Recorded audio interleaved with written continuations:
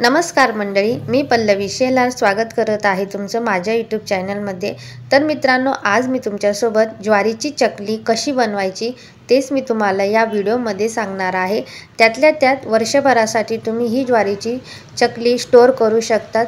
मुलांना हलकेशा भुकेमध्ये तुम्ही ही देऊ शकतात किंवा मुले आपल्याला कुरकुरे वगैरे मागत असतात, तर त्या जागेवर तुम्ही ही ज्वारीची चकली अशाच पद्धतीने वर्षभरासाठी स्टोअर करून ठेवू शकतात आणि तुम्ही मुलांना ही देऊ शकतात। अतिशय हेल्दी आणि टेस्टी ही रेसिपी होणार आहे। चला तर व्हिडिओला सुरुवात करूया।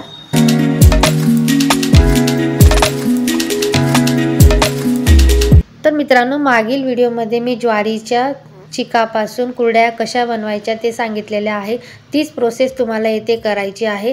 जर तुम्ही तो व्हिडिओ बघितला नसेल तर एकदा नक्की जाऊन बघा की ज्वारीची कुरडई कशा पद्धतीने बनवलेली आहे। त्यामध्ये मी संपूर्ण गोष्टी अगदी बारकाईने सांगण्याचा प्रयत्न केलेला आहे। मित्रांनो, येथे मी ज्वारी अर्धा किलो घेतलेली आहे।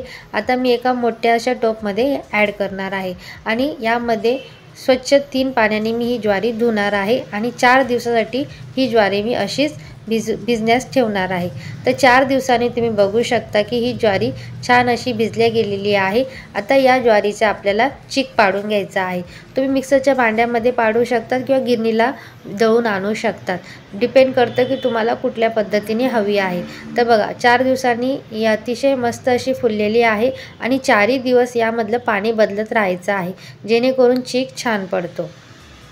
तर ज्वारी मी एका प्लेटमध्ये काढून घेतलेली आहे आणि थोडी थोडी करून आपल्याला ही मिक्सरला वाटण करून घ्यायची आहे। तर अशा पद्धतीने मिक्सरला आपण हे भांडं लावून घेणार आहोत आणि याच पद्धतीने आपल्याला मिक्सरला थोडं जाडसर पद्धतीने येते हे दळण दळून घ्यायचं आहे, म्हणजे अशाच पद्धतीने हा चीक पडतो। तर मित्रांनो, ज्यावेळेस तुम्ही ज्वारी दळतात त्यावेळेस यामध्ये अर्धी वाटी किंवा 4 चमचे पाणी ॲड करायचं। जसं जसं पाणी लागेल तसं तुम्ही यामध्ये ॲड करा आणि व्यवस्थित पद्धतीने येथे चीक काढून घ्यायचा आहे। तुम्ही बघू शकतात हाताला असा जाडसर लागायला हवा। आता मी हा चीक एका दुसऱ्या भांड्यामध्ये ट्रान्सफर करून घेणार आहे। अशा पद्धतीने मित्रांनो, आपण अर्धा किलो ज्वारीचा चीक येथे दळून घेतलेला आहे।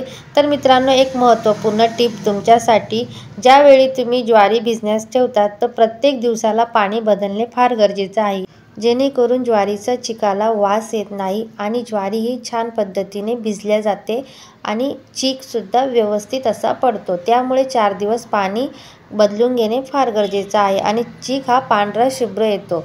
त्यामुळे पाणी बदलणे हे खूप महत्त्वाचं आहे, या प्रोसेसमध्ये लक्षात घ्या। तर रात्रभरासाठी हा चीक मी असाच झाकून ठेवला होता। तर आता तुम्ही बघू शकतात की वरती पाणी आलेलं आहे आणि चीक हा खाली बसलेला आहे। तर हे वरवरचं पाणी तुम्हाला काढून घेणे खूप महत्त्वाचं आहे। आता यामध्ये 1 चमचा मी पापड खार आणि 1 चमचा मीठ घेतलेला आहे आणि अर्धा चमचा मी येथे जिरं घेतलेला आहे आणि अर्धा चमचा अजवाईन घेतलेला आहे। अजवाईन आणि जिरेने छान अशी चव लागते आणि पचायला सोपं पडतं। लहान मुलांसाठी करणार असाल तर अजवाईन जिरं नक्की ॲड करा आणि मीठसुद्धा मी तुम्हाला अगदी व्यवस्थित पद्धतीने सांगितलेलं आहे, 1-1 चमचा घ्यायचा।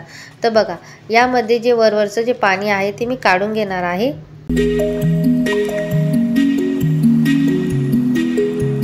तर येथे वरचं पाणी मी संपूर्ण काढून घेतलेलं आहे आणि खाली चीक बसलेला आहे। तर मित्रांनो, अर्धा किलो चिकासाठी आपण 1 तांब्या भरून पाणी घ्यायचं आहे। हे पाण्याचं प्रमाण अगदी बरोबर आहे, हे लक्षात घ्या। तर 1 तांब्या भरून मी पाणी एका मोठ्या अशा पातेल्यामध्ये ॲड करून घेणार आहे आणि पाणी गरम होण्यासाठी ठेवणार आहे। तर येथे मी 1 वाटी भरून पाणी आणखी घेणार आहे। ते का तर तुम्हाला सांगते, तर एक्स्ट्रा पाणी का ठेवायचं, जेणेकरून जी तुमची चकली किंवा कुरडई असेल तिला तडे जाऊ नये किंवा चीक कच्चा राहू नये, त्यासाठी मी येथे 1 तांब्या भरून पाणी घेतलेलं आहे आणि 1 वाटीने पाणी घेतलेलं आहे, अर्धी वाटी। तर ही जी अर्धी वाटी ना पाणी मी नंतर काढून घेणार आहे। तर कंप्लीट आपल्याला पाणी लागणार आहे 1 तांब्या। पण जर तुमचा चीक कच्चा राहिला किंवा शिजण्यास थोडा प्रॉब्लेम आला तर तुम्ही तिथे पाणी ॲड करू शकता। पाण्याला छान अशी उकळ आलेली आहे। यामध्ये पापड खार, मीठ, अजवाईन आणि जिरं 4ही गोष्टी ॲड करून द्यायच्या आहे आणि पाण्याला छान अशी खळखळ उकळी येऊ द्यायची आहे। पाण्याला उकळी येण्यासाठी मी यावर एक प्लेटसुद्धा टाकली होती, जेणेकरून आपल्याला वेळ वाया जात नाही आणि लवकर उकळी येते। आणि थोडीशी ना साईड अशी मोकळी ठेवायची, जेणेकरून वाफ बाहेर जाईल। तर बघा, अशा पद्धतीने 5 ते 10 मिनिटांमध्ये पाणी छान उकळले गेलेलं आहे आणि फोडणीसुद्धा मस्त बसलेली आहे। तर ही प्रोसेसमध्ये आपल्याला आता एका हाताने हटायचं आहे आणि एका हाताने चीक टाकायचा आहे। तर अतिशय स्लो प्रोसेसमध्ये गॅसची फ्लेम स्लो ठेवायची आणि तुम्ही एकटे जरी असलात तरी तुम्ही अर्धा किलोचा चीक छान असा हटू शकतात। तर मित्रांनो, एक लक्षात घ्या, चीक कमी असल्यामुळे गुठळी होण्याचे चान्सेस जास्त असतात, त्यामुळे कंटिन्युअसली तुम्हाला हे मिश्रण मिक्स करत राहायचं आहे। आणि जे मी अर्धा वाटी पाणी घेतलेलं होतं ते सुद्धा मी नंतर ॲड करून देणार आहे, जेणेकरून आपला जो चीक आहे तो कच्चा राहणार नाही किंवा शिजण्यास व्यवस्थित होईल। तर कंप्लीट आपल्याला जे पाणी आपण घेतलेलं होतं मोजमाप करून, त्याच पद्धतीने तुम्हाला इथे पाणी घेणं गरजेचं आहे।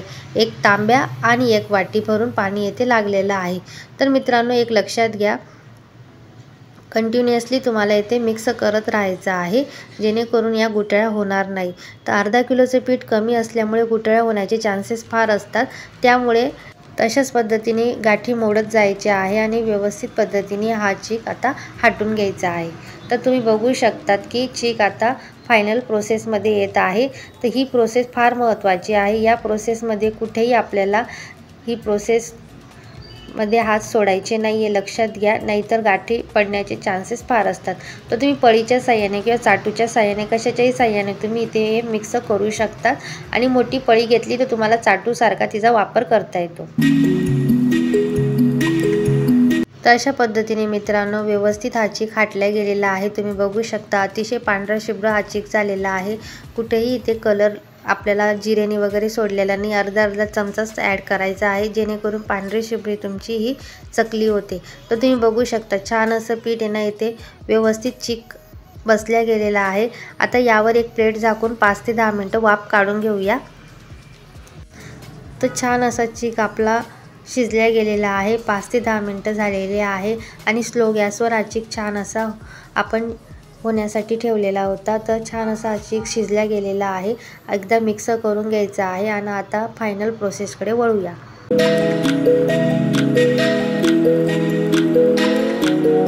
येथे मी चकली मशीनमधल्या 2 चाळणी घेतलेल्या आहे। यातली तुम्हाला चकली जी आपण पाडतो ती घ्यायची आहे आणि एक चाळण जी असते त्याच्यामध्ये 3 होल असतात, तर ती सुद्धा तुम्ही स्टिक म्हणून वापरू शकतात, पण मी येथे ही चाळण वापरलेली आहे चकलीची। तर अशा पद्धतीने थोडंसं आपल्या सोऱ्याला तेल लावून घ्यायचं आहे नॉर्मल हात आणि यामध्ये हे पीठ ॲड करायचं आहे।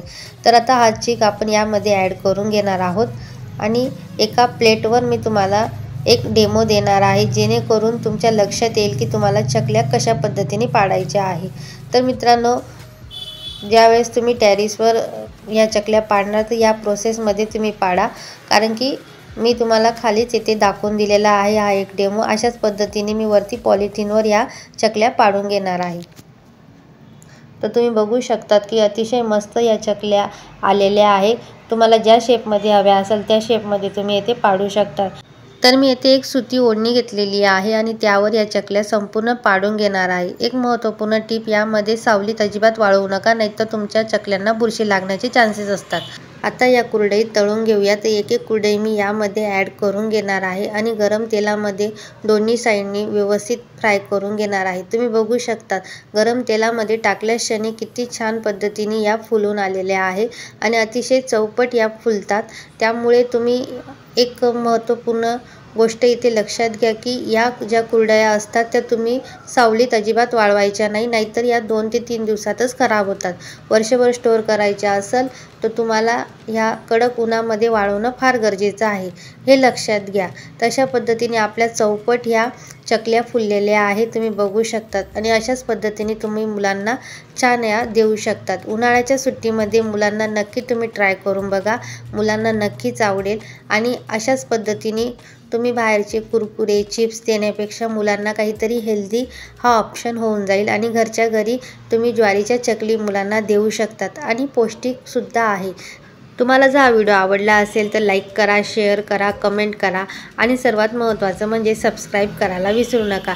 भेटूया एका अशाच नवीन व्हिडिओमध्ये, तोपर्यंत मस्त राहा, स्वस्त राहा आणि खात राहा। धन्यवाद। रामकृष्ण हरी।